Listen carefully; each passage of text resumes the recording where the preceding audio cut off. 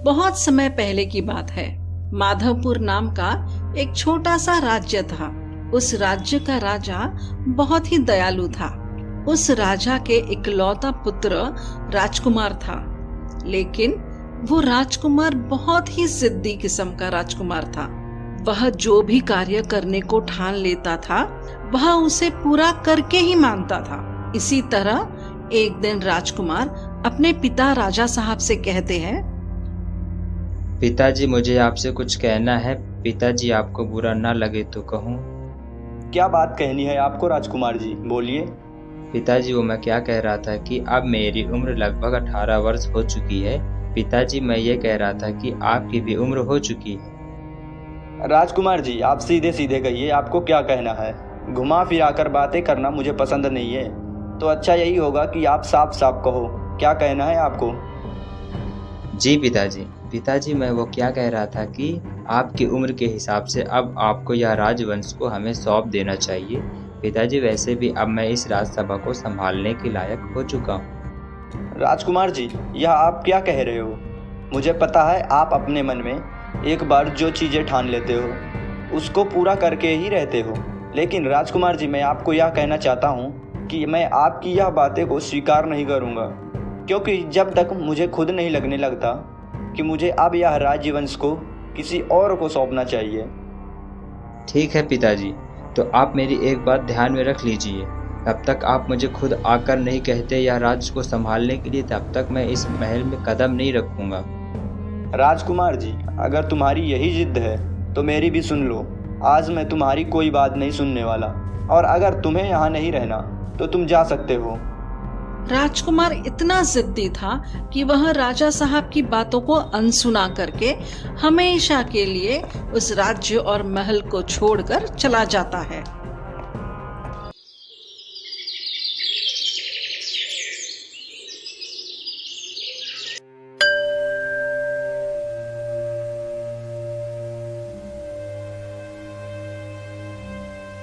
अगले दिन जब राजा साहब अपने कमरे में क्रोधित अवस्था में बैठे होते हैं, तभी मंत्री जी आकर राजा साहब से कहते हैं, महाराज, मुझे लगता है आपने क्रोधित अवस्था में आकर गलत निर्णय ले लिया है महाराज, क्योंकि राजकुमार जी आपके पुत्र हैं। आने वाले समय में आपको यह राज्यवंश को स्वयं राजकुमार को सौंपना होगा महाराज। मंत्री जी, आप मुझे मत समझाइए क्या गलत है और क्या सही है। इतना सब सुनाने के बाद महारानी जी रोते हुए महाराज से कहती है, महाराज, मंत्री जी सही कह रहे हैं। महाराज, आज तक मैंने आपसे कभी भी किसी चीज के लिए जिद नहीं की, लेकिन महाराज कृपया आप राजकुमार को माफ कर दीजिए और उन्हें महल में वापस बुला कर लाइए। रानी साहिबा, मैंने एक बार जो निर्णय ले लिया है तो ले लिया है। अब मैं अपने बात पर अड़ल रहूंगा, और वैसे भी राजकुमार खुद ने स्वयं इस महल को छोड़कर जाने का निर्णय लिया है। रानी साहिबा, अब अच्छा यही होगा कि अब आप भी उन्हें भूल जाइए। ऐसे ही करके 5 वर्ष बीत चुके थे। अब समय के साथ जब राजा साहब बूढ़े अवस्था में होने लगे, तो उन्हें यह एहसास होने लगा कि अब वाकई में इस राज्य को एक नए राजा की आवश्यकता है। तो उन्होंने दरबार के मंत्री को बुलाया और कहा, मंत्री जी, मुझे ऐसा लगता है मैंने राजकुमार को महल से निकालकर बहुत बड़ी गलती कर दी। मंत्री जी, कृपया आप लोग मेरे पुत्र राजकुमार को ढूंढ कर लाओ, कैसे भी करके लाओ, लेकिन लेकर आओ, यह मेरी आज्ञा है। राजा ने मंत्री को अपने राजकुमार को ढूंढने के लिए भेज दिया। मंत्री जी सैनिकों को लेकर राजकुमार को ढूंढने के लिए निकल पड़े।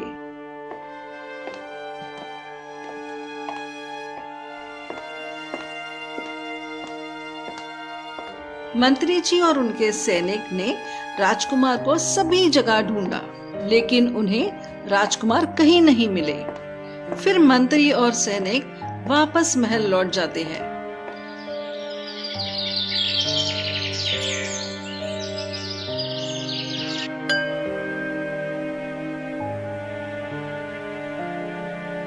एक दिन राजा साहब यूं ही महल का चक्कर लगा रहे थे।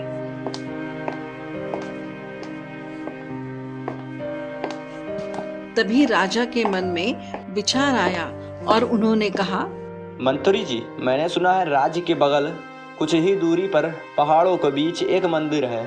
सुना है वहाँ पर जाने से लोगों की इच्छा पूरी हो जाती है।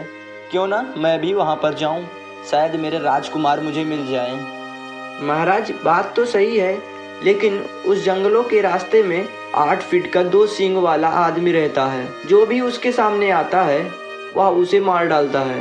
साथ ही साथ वह बड़ा चालाक और शातिर भी है। महाराज, इसलिए उस जंगलों में आपका अकेले जाना खतरों से खाली नहीं है। महाराज, मेरी बात मानिए तो आप वहाँ पर अकेले मत जाइए। मंत्री जी, आप बेफिक्र रहिए, मैं वहाँ अकेला जाऊँगा। अगर वह मेरे सामने आया तो वह खुद जिंदा नहीं बचेगा मुझसे। ठीक है मंत्री जी, आप अपना और इस दरबार का ख्याल रखना। मैं कल ही यात्रा के लिए निकल रहा हूँ।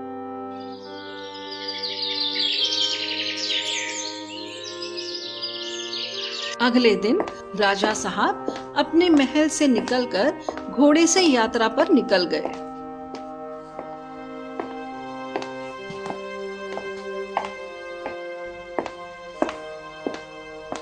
कुछ देर बाद राजा साहब महल से काफी दूर आ गए थे, लेकिन अभी भी राजा साहब का सफर खत्म नहीं हुआ था। राजा साहब चलते गए। थोड़ी देर बाद वह एक जंगल में पहुंचे। तभी कुछ देर बाद उनके सामने अचानक से वही 2 सींग वाला आदमी आ गया।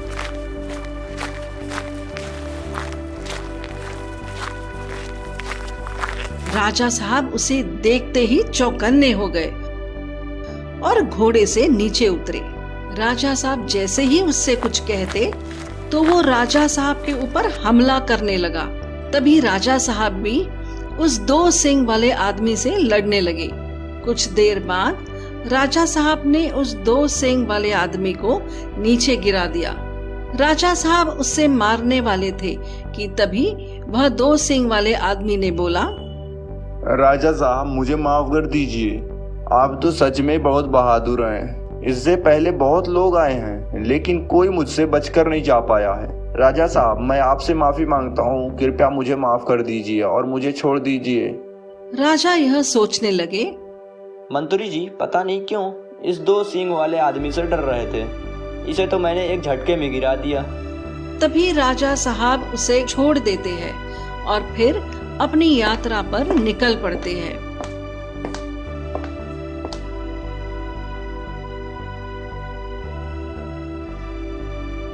कुछ दूर जाने पर वह 2 सींग वाला आदमी फिर रास्ते में मिला और राजा साहब पर दोबारा हमला करने के लिए आगे बढ़ा। देखते ही देखते एक बार फिर से राजा साहब ने उसे 2 सींग वाले आदमी को गिरा दिया। तभी वह 2 सींग वाला आदमी बोला, राजा जी, मुझे माफ कर दो। आप तो सच में बहुत दयालु हैं। मुझे माफ कर दीजिए। अब मैं आपको परेशान नहीं करूंगा महाराज। एक बार मैंने तुम पर दया करके मैंने तुम्हें छोड़ दिया था। जाओ, मैं तुम्हें इस बार भी माफ करता हूँ। तुम भी क्या याद रखोगे, क्योंकि मैं किसी और यात्रा पर निकला हूँ। तुम्हें मारकर मुझे कोई फायदा नहीं मिलेगा। तभी राजा साहब उसे छोड़ देते हैं और फिर अपनी यात्रा पर निकल पड़ते हैं। सुबह से शाम हो गई चलते चलते। क्यों ना थोड़ा सा आराम कर लिया जाए।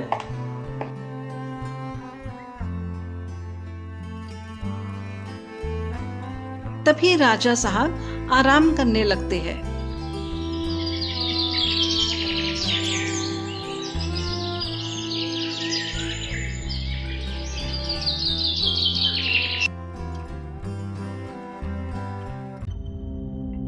थोड़ी देर बाद वहां पर फिर से वही 2 सींग वाला आदमी आ जाता है।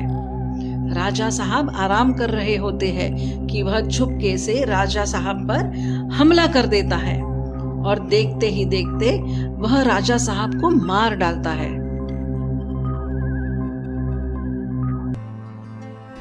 यह बात अब महल में पहुंच गई थी कि राजा साहब की अब मृत्यु हो चुकी है।